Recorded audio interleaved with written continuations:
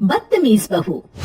सभ्यता से भरपूर शास्त्री परिवार की इकलौती बेटी मोहिनी को बचपन में ही पढ़ाई के लिए विदेश भेज देते हैं, जहां से वो सालों बाद ग्रेजुएशन पूरी करके इंडिया वापस आती है, जो अब संस्कार, सभ्यता, संस्कृति जैसी चीजों से कोसों दूर होती है।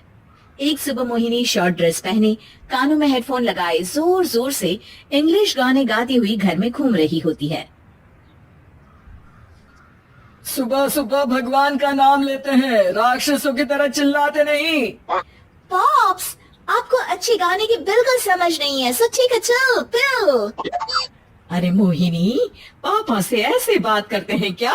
सारी तमीज भूल गई हो। ओह मॉम प्लीज, इतनी बड़ी भी कोई बात नहीं हुई, सो डोंट ओवररिएक्ट। ऐसे ही दिन बीतते हैं जिसमें मोहिनी के तौर तरीके, रहने और बात करने का ढंग उसकी मम्मी पापा को परेशान करने लगता है। भला कोई मानेगा कि ये मेरी बेटी है? रीति रिवाज और संस्कारों से तो इसका दूर दूर तक कोई नाता नहीं, और अब तो लगता भी नहीं कि कभी होगा। अरे ऐसे कैसे नहीं होगा? लड़कियां सारे नखरे अपने माँ बाप को ही दिखाती है। ससुराल जाकर उन्हें सब कुछ करना भी पड़ता है और मानना भी। पत्नी की बात शास्त्री जी समझ जाते हैं और कुछ ही दिनों में अपने से भी ज्यादा धार्मिक परिवार में निखिल के साथ मोहिनी का रिश्ता पक्का कर देते हैं। रिश्ता तो पक्का कर दिया, पर यहाँ मोहिनी को कैसे मनाएंगे? शादी ब्याह के मामले में आटे में नमक जितना झूठ तो चलता है जी।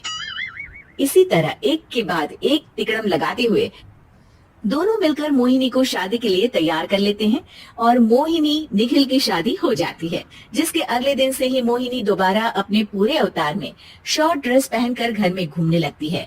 बहू को ऐसे देख सास की आंखें फटी की फटी रह जाती हैं।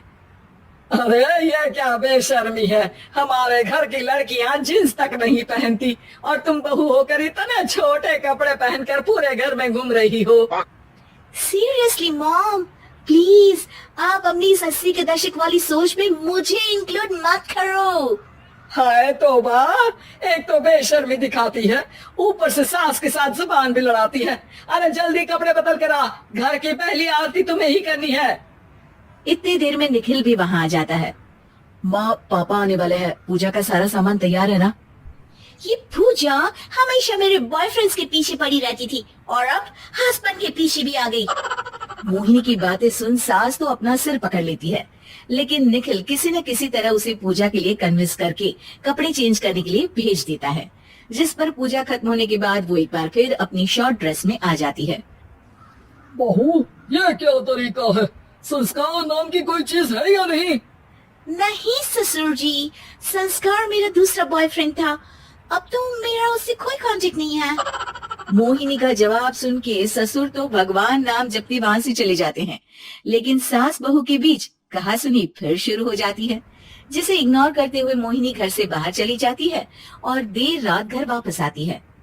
मोहिनी, मैं जानता हूँ कि तुम विदेश में रही हो और तुम्हें वहीं की आदत है, पर यहाँ चीजें कुछ अलग है। अगर तुम उस हिसाब से कुछ एडजस्ट कर लो तो सबके लिए सही हो जाएगा। I am not in a lecture mood. Good night. अगली सुबह मोहिनी देर से उठकर एक बार फिर उसी तरह सबके सामने आती है, जिस पर उसकी सास कुछ बोले उससे पहले ही मोहिनी की दोस्त मोनिका और रेचल वहाँ आ जाती हैं। Oh hi darling, how are you? OMG, we missed you so much. I missed you too darling. Ram Ram, इन्होंने तो तुमसे भी छोटे कपड़े पहने हैं। अरे तुम लोगों के अंदर कोई शर्म लिहाज बाकी भी है या सब बेच खाई? मोहिनी, तुम्हारी मेड कुछ ज्यादा नहीं बोलती। इस पर मोहिनी की दोस्त उसके सास का मजाक बनाने लगती है, जिसे सुन निखिल उन्हें जवाब देते हुए कड़वे शब्द सुना देता है और वो सुन के वो दोनों तो मुंह बनाए वहाँ से चली जाती है, लेकिन गुस्से से लाल मोहिनी वहीं खड़ी निखिल को घूरती रहती है। घूर क्या रही हो?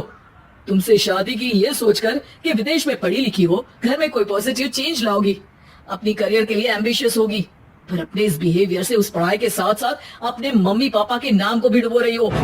अगर तुम्हें ऐसे ही हाल रखना है तो यहाँ रहने की कोई जरूरत नहीं है।